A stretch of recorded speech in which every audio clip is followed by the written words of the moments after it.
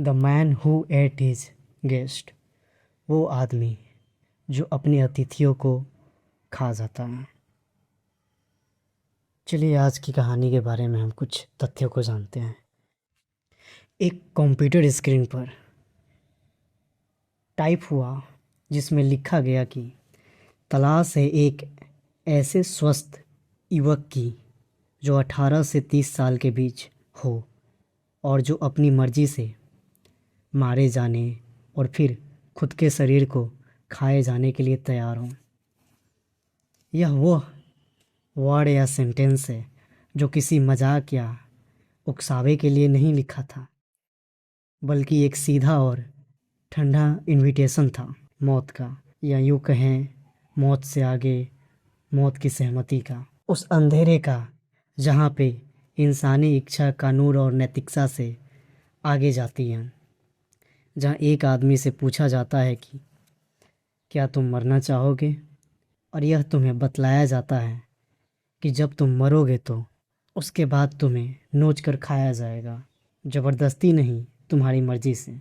ये स्टोरी उस क्षण से शुरू होती है जब सभ्य सोसाइटी की पतली परत अचानक फट जाती है। अकेलापन और तकनीक मिलकर इंसान को राक्षस बना देता है। जब एक शांत जर्मन सिटी की पुरानी हवेली में वो होता है जिसे सुनकर आज भी रूह कांप जाती है। जर्मनी का रोटनबर्ग सिटी वो सिटी है जो अपनी कामनेस, शांति के लिए मशहूर था, लेकिन उसी शांति के बीच खड़ी थी मैंसन नाम की एक पुरानी हवेली। यहाँ रहने वाले मैविस आर्मन पड़ोसियों के लिए सीधा साधा और मददगार आदमी था।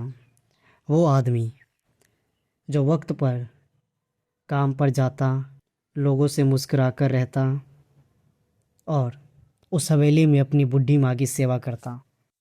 लेकिन उस हवेली के भारी दरवाज़ों के पीछे एक अलग ही दुनिया बसी थी। अपनी माँ के मृत्यु के बाद वो विशाल घर मेविस के लिए कब्रिस्तान की तरह शांत हो गया था। हवेली के ऊपरी मंजिले पर एक ऐसा कमरा तैयार किया था जिसे अपनी एक्सपेरिमेंट यानी प्रयोगशाला कह रहा था। वहाँ पे उसने कसाई के बड़े बड़े चाकू और कैमरे स्टैंड और आदमियों के शरीरों को काटने के लिए औजारें जुटा रखा था। बाहर से दिखाई देने वाला शरीफ इंसान अंदर से एक राक्षस में बदल चुका था, जिसकी भूख अन्न से नहीं बल्कि इंसानी मांस खाने से मिटती थी। वो घंटों तक अंधेरे कमरे में रहकर अपनी उन कल्पनाओं को बुनता जिसे सुनकर रूह कांप जाती। फिर आया साल 2001, वो वक्त जब नया नया इंटरनेट पैर पसार रहा था दुनिया में। मैविस ने इसका यूज अपने शिकार के तलाश के लिए किया। द कैनिबल कैफ़े जैसे डार्क फॉर्म पर उसने वो लिखा था कि उसे एक ऐसे आदमी की तलाश है जो मरना चाहता हो, जो खाया जाना चाहता हो। हज़ारों मील दूर बर्लिन में बैठा बर्न इस विज्ञापन को देख रहा था। वो एक सक्सेसफुल इंजीनियर था, पैसा था, शोहरत थी, लेकिन उसके मन में एक अजीब सा तरफ था। वो खुद को किसी के सामने मार देना चाहता था। और फिर दोनों के बीच हफ्तों तक चाट हुई, मेविस और बर्लिन में रहने वाले बर्न के बीच। इनकी बातें कूल और डरावनी थी, जैसे मानो दो आत्माएं कत्ल का समझौता कर रही थी। बर्लिन के रहने वाले फ्रांडिस बर्न ने मेविस को भरोसा दिलाया कि वो उसका भोजन बनने के लिए रेडी है। दोनों के बीच ये सौदा कंफर्म हुआ कि ब्रांडिस रोटनबर्ग आएगा। यानी ये रोटनबर्ग एक जर्मनी का इलाका है जहाँ पे मेविस का शिकार ब्रांडिस आने वाला है। आगे सुनिए। 9 मार्च 2001 के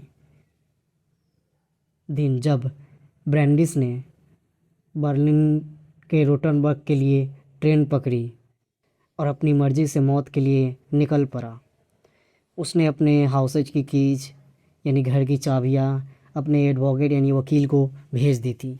सारी प्रॉपर्टी की वसीयतनामा रेडी कर लिया था। ट्रेन के विंडो से बाहर देखते हुए उसने आखिरी बार दुनिया देखा जिसे वो छोड़ने वाला था, या यूँ बोलो तो जिसे वो छोड़ने की प्लानिंग में लगा था, या जिसे छोड़ने के लिए वो रोटनबर्ग आया था। जब वो रोटनबर्ग स्टेशन पर उतरा तो मेविस उसे लेने अपनी कार से आया। वे दोनों एक दूसरे को देखते हुए हंसे जैसे दो पुराने दोस्त आपस में मिले हों। मेविस उसे अपनी खौफनाक हवेली में ले गया। अंदर का सन्नाटा ब्रैंडिस बॉन का वेलकम कर रहा था।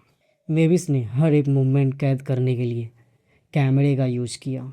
उसने ब्रैंडिस को ढेर सारी अल्कोहल और ऐसी मेडिसिन्स दिए जिससे उसे दर्द का रियलाइज ना हो, एहसास ना हो, महसूस ना हो।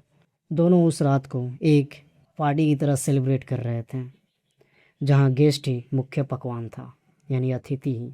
हवेली के उस एक्सपेरिमेंटल रूम यानी प्रयोगशाला रूम में जो कुछ भी हुआ वो इंसान की सोच से परे थे। मेविस ने कैमरा खोला, रिकॉर्डिंग स्टार्ट की। फिर ब्रैंडिस के सहमति के अकॉर्डिंग उस पर वार करना स्टार्ट किया चाकू से। खून से लथपथ कमरे में वह दोनों अपनी फैंटेसीज को जी रहे थे। मेविस ने पहले उसके शरीर के एक हिस्से को काटा, फिर उसे पकाने का कोशिश किया। यह मंजर इतना खतरनाक था कि बाद में पुलिस ने यह वीडियो देखा तो कई ऑफिसर्स हफ्तों तक नहीं सो पाए। रात के 2 बज रहे थे। ब्रैंडिस खून से आधा भर चुका था। ब्रैंडिस की कमीज। मेविस उसे ऊपर एक रूम में ले गया, उसे चूम कर अंतिम विदा किया। एक लंबे कसाई वाले चाकू से सर अलग कर दिया। काट उसने उसके शरीर को टुकड़ों में काटा, हड्डियों को अलग किया, मांस को पैकेटों में भर फ्रीजर में ऐसे सजाया जैसे मानो मार्केट से कोई राशन खरीद कर लाता है। अगले 10 महीनों तक मेविस का जीवन बहुत सामान्य था। वो हर रोज़ दफ्तर जाता, दोस्तों से मिलता, फ्रेंड से मिलता, शाम को घर लौटकर उस इंसानी मांस को हल्का हल्का सेवन करता। उसने ब्रैंडिस के बॉडी को पिज्ज़ा के डिब्बों में छिपा कर रखा था। वो हर नाइट मोमबत्ती जलाता, यानी हर रात मज़े से शराब पीता और भोजन करता और वही वीडियो देखता जो उसने उस रात रिकॉर्ड किया था।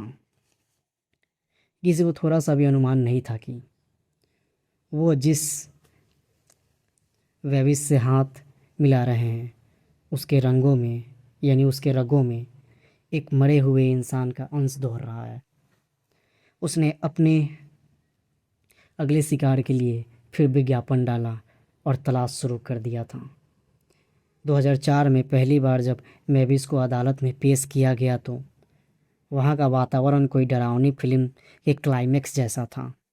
मेविस के एडवोकेट ने एक ऐसी दलील पेश की जिसने जजों के पसीने उड़ा दिए। उसका लॉजिक था कि ब्रैंडिस बर्न अपनी मर्जी से आया और मरना पसंद किया। जर्मन कानून के अकॉर्डिंग अगर कोई मरना चाहता और आप अगर उसकी हेल्प करते हैं तो उसकी सज़ा कम होती है। अदालत ने मेविस को केवल 8 साल की सज़ा सुनाई। इस फैसले ने पूरे जर्मनी में आक्रोश की लहर पैदा कर दी थी। लोग सड़कों पर उतर आए, प्रोटेस्ट करने लगे, धरनाएं देने लगे। लोगों ने सवाल पूछना शुरू किया, क्या एक आदमी को उसे उसका कत्ल कर पका कर सालों साल खाने की कीमत सिर्फ 8 साल की कैद? फिर तो कल का कोई भी सहमति का कागज़ दिखाकर ऐसा कर सकता है, किसी का कत्ल कर सकता, किसी को मार कर पका कर खा सकता। जर्मनी के न्यायालय ने इस मामले पे दोबारा नज़र डाली। 2006 में फिर से ट्रायल हुआ और इस बार रणनीति बदल दी गई। इस बार दलील दी गई कि ये कोई दया की हत्या नहीं थी। मेविस ने अपने यौन संतुष्टि और सनक पूरी करने थी, इसलिए मारा। अदालत ने उस रात कत्ल वाली वीडियो देखी और मेविस को मानसिक वैश्य बोला। कोर्ट ने फैसला सुनाते हुए कहा कि इंसानी गरिमा को कोई भी सहमति ख़त्म नहीं कर सकती। कानून अपनी जान देने की अनुमति तब तक नहीं देता जब तक वो किसी घृणित फैंटेसी का हिस्सा हो। मई 2006 में अदालत ने फिर से फैसला बदला, फिर से फैसला सुनाया और मेविस को उम्र कैद की सज़ा सुनाई। आज की कहानी यहीं तक। धन्यवाद। जय हिंद, जय भारत।